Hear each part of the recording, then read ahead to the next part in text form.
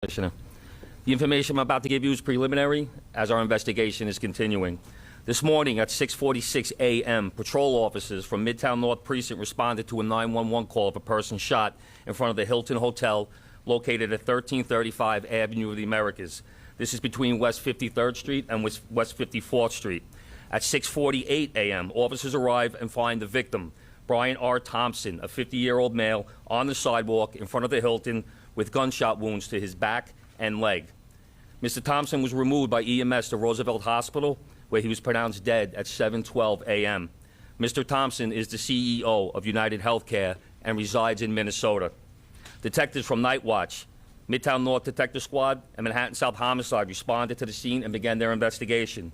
What we know is that the shooter arrived at the location on foot about 5 minutes prior to the victim's arrival.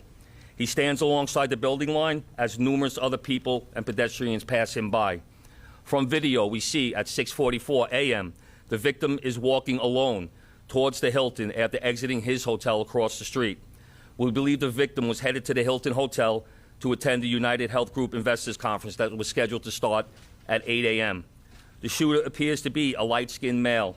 He's wearing a light brown or cream-colored jacket, a black face mask, black and white sneakers, and a very distinctive gray backpack.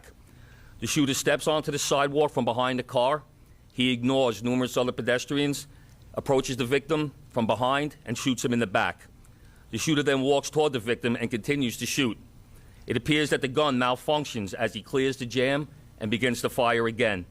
The shooter then flees on foot northbound into an alleyway between 54th Street and 55th Street. Once at West 55th Street, the shooter continues to walk westbound on Avenue of the Americas, where he gets onto an electric e-city bike and rides northbound on the Avenue of Americas towards Central Park, where at 6:48 a.m. we have the shooter riding this bike into Central Park at Center Drive. At the scene, we recover 3 live 9mm rounds and 3 discharged 9mm shell casings. The motive for this murder currently is unknown, but based on the evidence we have so far, it does appear that the victim was specifically targeted, but at this point we do not know why. This does not appear to be a random act of violence. We are seeking information from the public to help identify the shooter. As the Commissioner said, we have upped the reward up to $10,000 for information. You're urged to contact Crime Stoppers at 1-800-577-TIPS. All information will be kept anonymous. Thank you very much. All right, well, we're going to open up to a couple of questions. We're going to start off with Shimon, CNN. So it's about an hour and 20 minutes before the start of the conference. Is there any indication that he was going to meet someone? Because it's pretty early. Is he on his way to meet someone there at the conference? He leaves the hotel dressed like he's going to be attending the conference. We're working with his co-workers and other people that he planned on attending the conference with to get that information. But as of right now, he's in charge of the conference, so we believe he was getting there to help set up. The city bike, if I may. Do we know where that city bike is now? Does he dock it or does he keep riding it? We're still tracking video. The last we see with him on that bike is in Central Park. Is there a way to track that bike? There are GPSs on those bikes. We'll be working with the company. All right, we're going to move over. We're going to go NJ Burkett. Thank you. Chief, were any words exchanged? If so, what were the words? And I'm told a cell phone was recovered in an alleyway on his escape route. Does that appear to be connected to the suspect?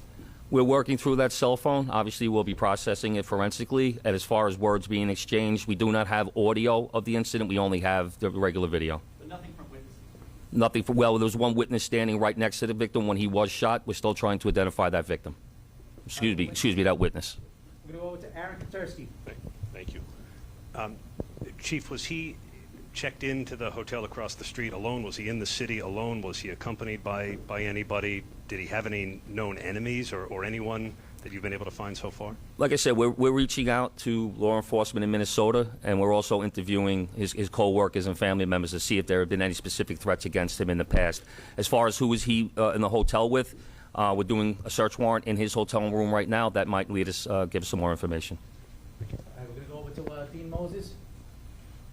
A couple of questions. One, based on the surveillance you've seen of this individual, do you feel like he's professional? You mentioned that the bullets fell. Do you feel like this was a professional individual who took this man's life? And also, will it affect in any way the tree life tonight? I'll answer the part about whether or not he's a professional. That we have no way of knowing that. From watching the video, it does seem that he's proficient in the use of firearms, as he was able to clear the malfunctions pretty quickly. But as far as the tree lighting, I'll leave that to Chief Madry. Yes.